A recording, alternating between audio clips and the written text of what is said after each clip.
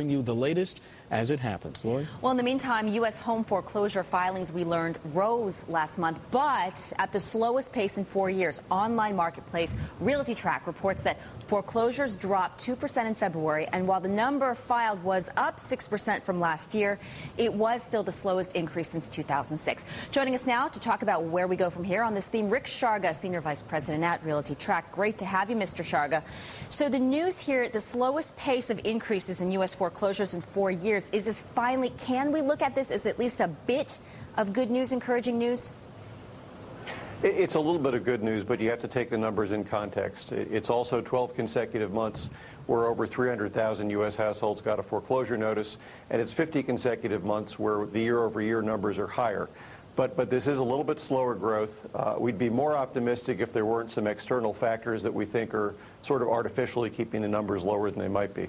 Okay, you're also seeing evidence now the government programs are keeping more people in homes. However, does more need to be done? Are we just delaying the inevitable with these remodification programs?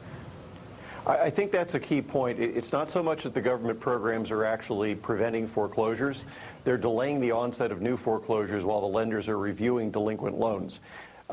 Inevitably, a lot of those loans wind up in foreclosure anyway. The other factor that we have some breaking news on Citigroup. If you would be kind enough to just hold on, we're going to bring those to you, Mark. I believe you have them. Yes, we do. Citigroup saying that webcast that we were telling you about with Vikram Pandit, Citigroup saying that the goal is 5% annual growth in managed assets. Citigroup managed assets were $1.38 trillion. That was in 2009. Citigroup also saying that it will focus on sustained profitability and that international consumer credit trends are continuing. Let's see if we can find something else. Citigroup also saying that it will continue to reduce assets in Citi Holdings. Those just some of the headlines coming out of that webcast with the Citigroup CEO Vikram Pandit. We're going to continue to follow this story and bring you more headlines as we get them. Lori?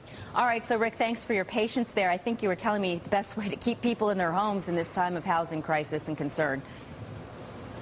Well, again, the government programs are right now delaying the onset of foreclosures, but inevitably a lot of these loans are going to wind up in foreclosure anyway. The other issue that really affected February numbers was the record snowfalls that hit a lot of the northeastern part of the country. We saw the mid-Atlantic region, Pennsylvania, New Jersey, New York, and Delaware, numbers dropped by 20 to 40%, primarily because the courthouses and county clerk's offices were closed. So we could see a rebound in March. But we are anticipating that by the end of the year, this year will have the slowest rate of growth in foreclosures we've seen in the last 3 or 4 years. Rick, might I ask, too, because it seems that there's at least a little bit of a disconnect here, because as you mentioned to Lori, maybe a bit of good news, but on the flip side of that, we're seeing a lot of homes on the market now, but they're coming from foreclosures as opposed to building new homes. And that's going to be continuing for the foreseeable future. Keep in mind there are probably 500,000 bank properties that have been repossessed but aren't on the market yet. There's another 1 million properties that are in foreclosure, and there's 5 million homeowners who are delinquent on their loans. So we're not really expecting to see a big boom in the housing market in terms of new home development, at least for the next couple of years. Yeah, Bloomberg's been reporting in recent weeks that there has been increased demand for these foreclosed properties. A lot of buyers, in fact, paying outright cash for them. So, you know, is that a good sign to you in predicting foreclosures from here? There's a market for these homes. Most of the homes that are being sold out of foreclosure are at the low end of the market. Many of them are going to investors who are paying with cash. The balance are largely going to first-time homeowners who have availability of FHA financing. The weakness in the market right now is in the move-up market and at the higher ends of the market, because there really isn't much lending going on in those categories, and there's almost no competitively priced jumbo loans going out right now. Getting back to government plans and loan remodifications, do you think that we need to see the actual principle of these distressed mortgages remodified?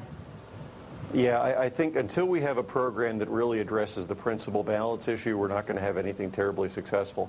I think the fact that the administration is now pushing short sales is pretty much a tacit admission that the current loan modification program simply won't work on a lot of these problem loans. Right. And the white elephant in the room is that there is hundreds of billions of dollars of loss of value in these homes that somebody's going to have to take the hit on.